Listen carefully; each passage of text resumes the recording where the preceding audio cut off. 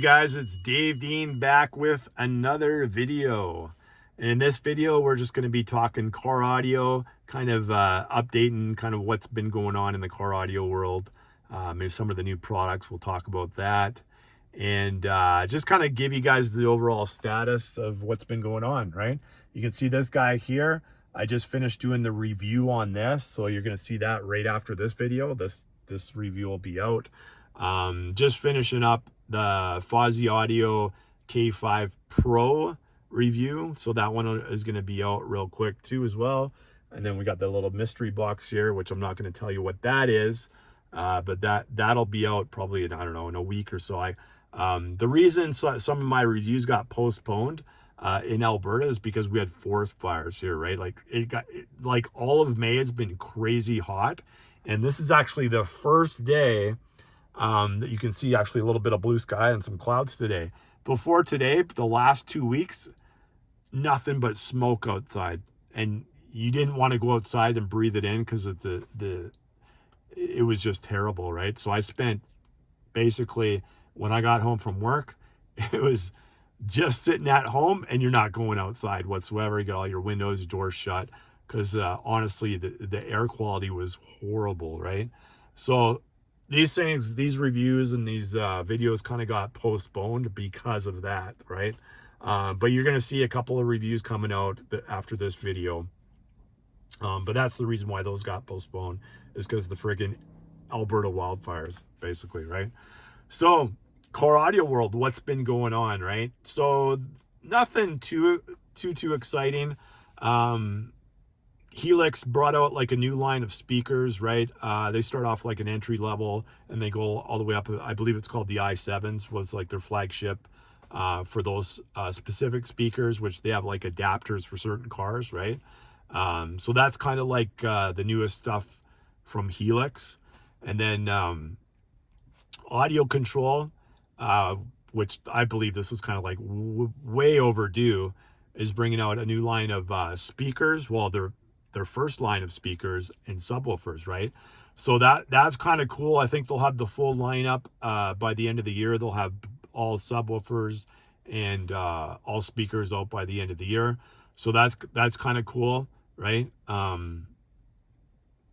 New software from them too for their DSPs. Finally adding the parametric EQs and whatnot on there, and more features. So that's good on them that they're actually revamping their software, because a lot of people used to complain that it only had a graphic EQ on there, right, before. So apparently they're going to be, it's being overhauled as we speak, and hopefully that'll be out shortly for all you guys that like audio control, right? I used to have like quite a few different audio control pieces back in the day. They used to have their EQLs back there, back when you didn't have like you didn't have the DSPs that we have now. We used those ones back then, which were the EQLs, one for left and one for right, right?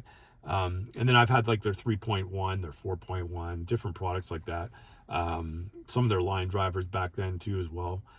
So they've always made decent products. They always give you like a good warranty with their products. So you get good value through them. So it's a good brand for car audio, right? And Sony brought out a new head unit, or it's going to be coming out. Basically the younger brother from the 9500 ES. Now it's going to be the 9000 ES, right? New DAC chip in there. And the things, I usually just tell the truth, right? Some people might take it a little bit negative or whatnot, but one thing to know about me, I'm always going to tell you the truth on something, right? And I'm not excited with the Sony head units, and I'm going to tell you why, right?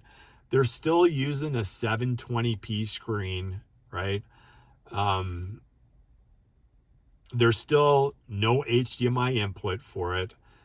They don't have optical output. You don't have coaxial output. That's fine. They're using decent DACs in there, so you're going to run analog, and chances are that's how you're going to run it anyways. But if you're like me, I like options, right? So I would like to have the HDMI input. I'd like to have optical and coaxial outputs, and I want minimum 1080p screen. Guys, it's 2023, right? And the same thing, like everybody says I'm like a FIO fanboy. I'm not. I just did a lot of their products earlier on because they were available, right? Compared to a lot of other companies, right? And I rag on them too. I told you guys when the M11S came out, no coaxial digital adapter, right? When they included that with every other DAP before that. And, you know, the M11S, I didn't really give it a great review. I said it was a fairly bright DAP, and that was my honest opinion on it. It was an extremely bright DAP. And for me, it took a step backwards compared to the original M11 out of the coaxial digital output, right? If I had two DAPs in front of me, I'm going to pick the M11 and run it coaxial digital over an M11S. Simple as that. I'm not going to buy the M11S. I'll get the M11. I'll go find a used one, and I'll use that over an M11S if those are my two picks, right? And go coaxial digital in. And once again, I'll even harp on the M15S. Somebody asked me, am I going to bring it in for a review? And basically I said, probably not. No, because it's kind of using old tech again. It's a 720p screen. It's using Android 10, right? Not the end of the world, Android 10, but we're looking for new tech. It's 2023, and you're bringing out your second tier DAP right next to the M17. You're bringing it out, and you're including a fan, which is absolutely useless. And you got no coaxial digital adapter again, even though you got coaxial digital output on that thing. And all the other parts inside that are kind of old tech. It's stuff that's been around. Your company has had it for over a year and a half now, and you're just included it in a 2023 product, right? So to me, I'm not excited whatsoever for that DAP at all. In fact, even though I think Hibby has probably the worst customer service out of all the DAP companies, and a lot of them have really bad customer service. Hibby, and when I talk about customer service, I include social media on there, right? So I look at people that are asking questions on their social media accounts, and then I see no responses from anybody, but they just keep on posting like random stuff, right? That's what I kind of look at when I think of customer service too, because that's a big part of it, right? So I think a lot of these companies have absolutely useless people running their social media. That's my honest truth, right? And they have useless people on the background when you're reaching out to them.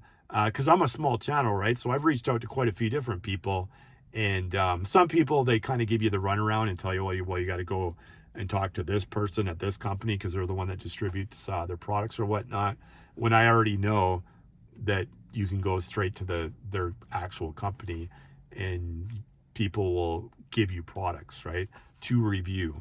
And I understand you're not always going to get like the flagship DAP or whatnot if you're a smaller channel. But that part of it I include with customer service too, right? And honestly, guys, I think you got to be, kind of brain dead company if you're not going to give a reviewer. For me, for example, right, I got like 2,400 subscribers. And I'm going to be honest with my reviews. So maybe that's one of the things. Maybe if you checked out some of my reviews, and maybe, I might have said something about the FIO, adapter not being included, they might get a little upset at you or whatnot. But I don't care, because it's part of an honest review, right? And I'm always going to be like that with my reviews. If I got to go buy the products, I'll go buy them if I think they're worth people's time and money, and they're not like, got a lot of glitches and stuff like that. I'll go get the product and bring it in if it looks like it's going to be a decent product for somebody, right? So to me, the M15S, I think it's a hard pass. If I were you guys, even though I haven't brought it in yet, I might bring it in, even though, like I said, I don't like their customer service. The Hibby R6 Pro 2, out of all the DAPs that have kind of came out in the last, I'd say, 6 months, which there hasn't been a lot, right? Shanling had like their M6 Ultra and M7. Nobody else really brought anything out like in the last, like, at least three or 4 months other than Hibby. But the Hibby R6 Pro 2, and then when you compare that to the M15, it costs less money. It's got the flagship AKM DACs in it, right? dual AKM DACs. It's got Android 12, right? It's also got a 1080p screen, right? So, and it's a 5.9 inch screen as opposed to the M15S, which is like a 5.5, right? It's basically the exact same screen as the M11 Plus ESS, right? So, I mean, it's that out of all the DAPs that I've seen, that one kind of excites me the most. The only thing when I look at that, right, their coaxial digital out on that is via USB-C. So you have to get a USB-C to coaxial digital adapter, which they sell for, I think it's like $30 US or something like that you can get off like the Hibby site. The only problem with that is like, how are you going to charge it, right? So it's one of those ones, like if you were actually going to use that, and how does it sound too? Does it sound decent? So I might bring in that DAP to review because I don't really see anything else out there right now that's too exciting. Astle and Kern, they brought out their SR35, and the only thing I don't like about their, when they bring out their entry level DAP, right? They had the SR25 and the SR15 before, and then the AK70 Mach 2 and the AK70. The only thing I don't like about it, they have that slanted thing, right? Their slanted screen, and it's a smaller screen and whatnot. People wonder why, like, well, yeah, of course it's going to have longer lasting battery life. The screen's tiny, right? Compared to like, say, a Fio DAP or a Hibby DAP or a Cayenne DAP, or you name it, Shalane DAP. Sony DAP, you name it, because they're giving you bigger screens, which obviously take more, the power consumption is more, right? So yeah, you're going to have a longer battery life with an Astle and Kern with a tiny inch screen on it, right? But I don't like the fact that they slant it. I don't know why they just don't bring it out like their SB3000 or 2000 or any of their other DAPs where it's just a normal looking screen, you know what I mean? So I don't really like that just based on that alone. But those are the two DAPs that I was kind of looking at to bring in, to do a review on it. But I think even the Hibby is just more exciting, right, to me. So I think if I do bring one in, that'll be the one, right?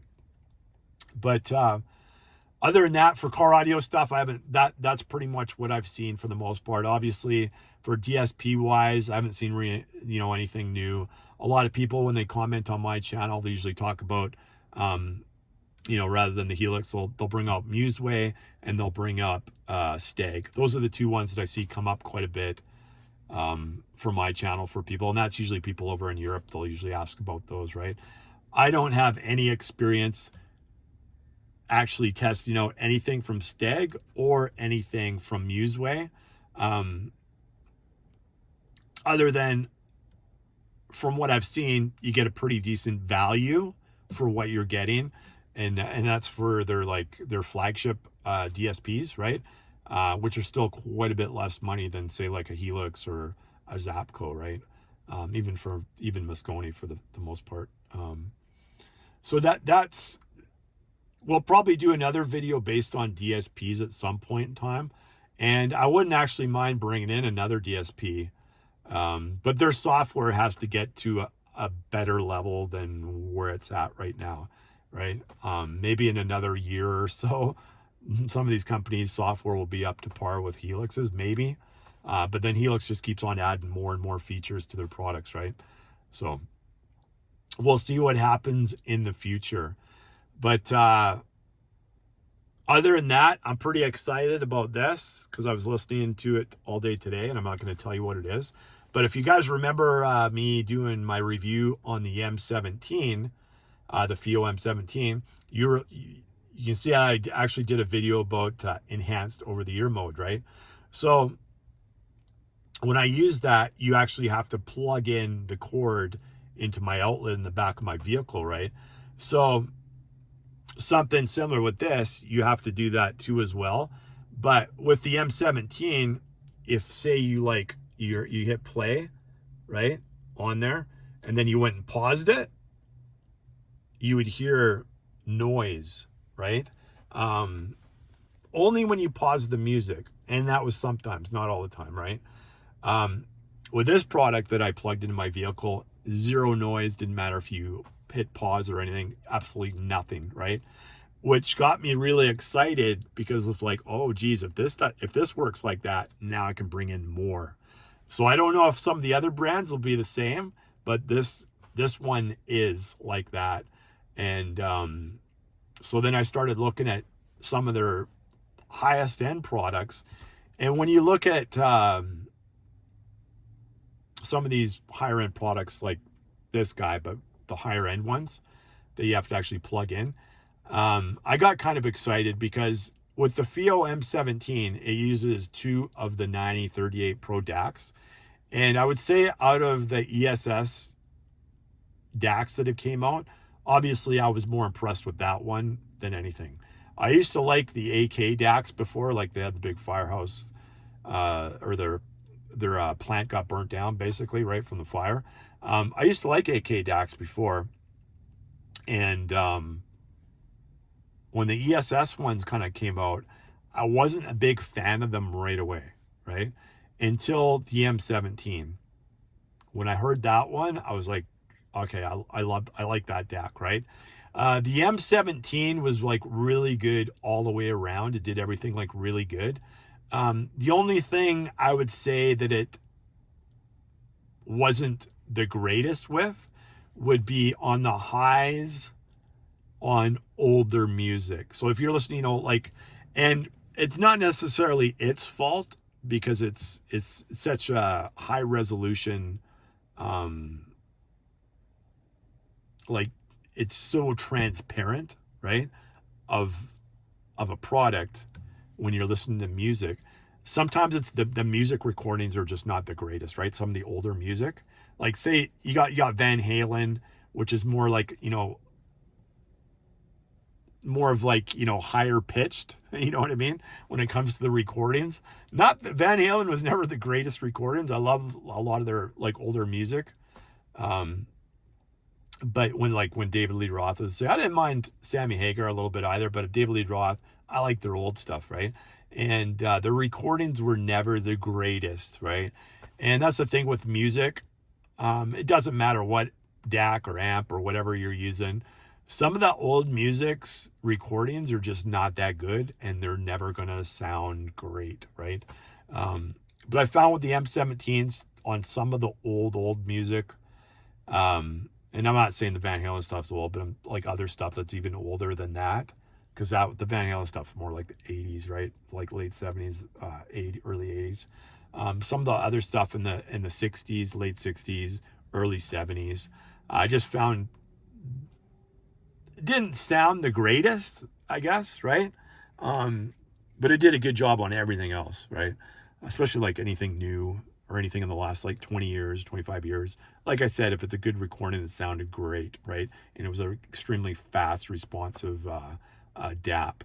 So I'm interested in what some of these products are going to sound like, because a lot of FIO's products, like if you guys go on to Audio Science, some of you guys, come to my channel from there, and basically they're just testing the products for noise and whatnot, right? To see what the highest, rating of a product is for, like, does it have noise? What's the noise issues, that type of thing and whatnot. And some of these, one of the highest products, I think it is the highest product on there, is like an SMSL SU10, right? And I believe that's got dual 9038 Pros, I believe, in there, right? Same 2 DACs as the M17. So I'm really curious because I just tested this product, and Topping's got some other products out there that are pretty much along the same lines as SMSL, and there's a couple other companies out there too as well. So I'm curious what those are going to sound like. So I'm probably going to bring in that one, but I want to bring in different levels so then I can let you guys know on what they sound like.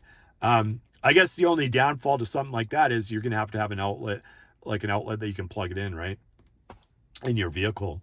But other than that, if you do, then we're going to find out what these products are, and I'll let you guys know, there's no noise in these things. And to me, myself, I'm curious to see what those DACs would be in like something like that, because I think the SU10 retails for around $1,000 or 1,100 Canadian. So that might be like $800 or $900 US, somewhere, probably like 800 something. So I'm curious what that would sound like using your phone or a tablet as opposed to using the M17 DAP, right? So stay tuned for those products, because I'm almost guaranteed I'm going to bring that in. Maybe by the time I get there, they might, SML and Topping, they seem like they're bringing out DACs and amp DACs every 3 months these days, right? Because I just did a review on the C100, and they have pretty much the identical one to this that just came out this month, I think May 10th, the SU1, right? Pretty much identical to this without Bluetooth. So these guys are churning out DACs and amps and all kinds of stuff. Like, it seems like every few months something's coming out. So maybe they'll have something that even replaces that. I know they have the 9039 Pros out there as well. So we'll see what that sounds like too. But other than that, for car audio wise, just the things I mentioned is the only things that I know of that are kind of like the newer products and stuff that are coming out. And so stay tuned for the reviews on this guy too as well. This one will be out the same time you see this video.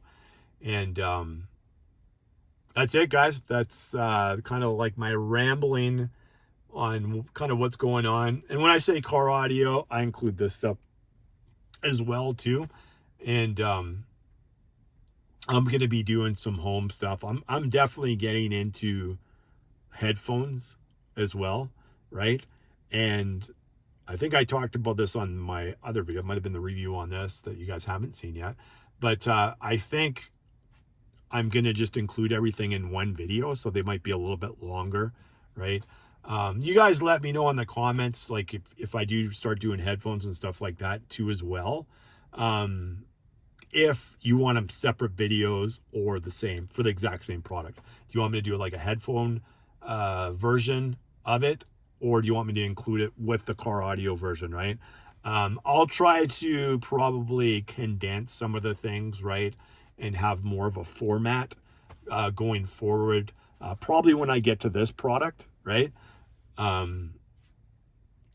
Probably condense things, have a little bit of a shorter video, but try to still include all the information, right? Different ways of hooking things up and that type of stuff. All the stuff that I've did in my previous videos. But let me know in the comments if you want me to break them down to a separate video when I bring in a product that you can use at home and in your car. If you want a separate video of the home one as opposed to the car one, let me know in the comments. And I'll just go through there and take a look to see what you guys think, right? If not, I'm probably going to include it all in one. And I'll just edit the car part with the home part, and probably give you my overall thoughts of what I think certain things sounded good and whatnot. I'm not going to use a million different headphones at first because I'll be just starting with that. So I'll probably use one of the better sets of IEMs, one of the better over the years, that type of thing, right? Going to be looking. I already know kind of which ones are the best anyways, right? When it comes to kind of those ones for price ranges, right? We're not going to go super high end right off. We're not bringing in $4,000 headphones or anything like that right off the bat. I don't think you need to, honestly. I think there's some decent headphones out there for decent prices that do an excellent job, right? And we're going to be including like gaming stuff in there too. Gaming is super popular. I've pretty much been a gamer my whole life too. If that's not your thing, it's not your thing. But I'm going to include some of that stuff in with the videos too as well, when it comes to like headsets and different things like that, because that's always a big thing, right? And there's going to be guys that like the gaming stuff, and then there's going to be guys that like the regular headphones for audio things, maybe a little mix in there. And then of course the car audio guys. I'm always going to do car audio stuff, but we got to branch out because it's not like they're bringing out a DAP every month, right? Or something like a dongle DAC, those kind of things. Sometimes it takes a while, and a lot of companies, they may bring out 2 or 3 maybe DAPs in a year, but it's over quite a few different months. And I want to include anything that I test in headphones, we're going to be testing in the vehicle too as well. And that way you guys will know like what's good, what's not good, what to get, what to stay away from. What's a good value, right? You'll get to know that the more videos I do on these things too, like in the car, because there's other options, guys. there's other options than just buying the Sony 9000 or 9500 ES head unit for a vehicle that's new that you already have a decent head unit in. You just need other things other than that head unit to have better sound quality, right? And a lot of the things I can almost guarantee you that I'm going to be testing are going to be sounding better than those two head units, right? Which I think are pretty much, if you look into car audio now, the two head units that are probably going to sound the best, more than likely. It used to be everybody went with Kenwood Exelon for the most part, but I think maybe those the 9500 and the 9000 are going to kind of take over for things that actually have screens on, from obviously the RSX GS9 that Sony used to have before, which was considered by most of the guys that competed as the best sounding unit probably over the last 6 years. Sony's saying those two are supposed to be sounding better, but I still think you can do better going with a DAP or going with an amp DAC or a DAC or something like this, with a better screen, like an iPad or an Android tablet, or like I said, even most of the DAPs. Most of the DAPs that are going to be coming out now, you're going to see pretty much all of them be 1080p or higher resolution. Unfortunately, we got some companies like FIO that are just getting rid of some of their old tech and some of the DAPs they're bringing out now. But that's it, guys. I just kind of wanted to inform you kind of what was going on, a little bit of car audio talk here and there, and stay tuned to the reviews. I'm sorry, I apologize we couldn't get these things out quicker, but blame it on the Alberta wildfires. All right, that's it for me. We'll see you guys on the next one.